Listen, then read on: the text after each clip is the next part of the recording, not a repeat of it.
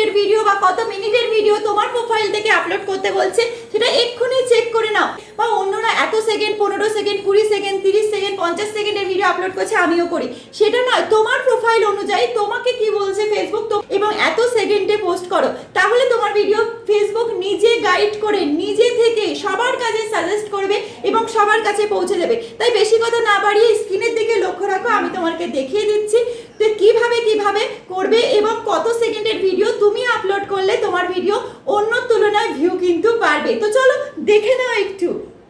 যখনই তোমার ফেসবুকে এইরকম একটা নোটিফিকেশনটা আসবে তার উপরে অবশ্যই করে ক্লিক করবে। ক্লিক করলে কিন্তু ফেসবুক তোমাকে দেখিয়ে দেবে। এখানে কিন্তু আমার এই অ্যাকাউন্টে 15 থেকে 30 সেকেন্ডের যে কোনো রিলস আমি পোস্ট করলে ফেসবুক কিন্তু সেটা সবার কাছে সাজেস্ট করবে এবং নন ফলোয়ারদের কাছে আগে পৌঁছাবে। আর নন ফলোয়াররা তোমার ভিডিও যত বেশি দেখবে তত তোমার ভিডিও ফর ইউতে যাবে, মিলিয়ন মিলিয়ন ভিউ হবে। তাই এখান থেকে কিন্তু আমার 15 থেকে 30 সেকেন্ড তুমি এক্ষুনি চেক করে নাও তোমার কি বলছে। আমার কিন্তু পরপর লিস্ট দিয়ে দিয়েছে কত সেকেন্ডের ভিডিও করলে আমার ভালো হবে। তো চলো চটপট চেক করো।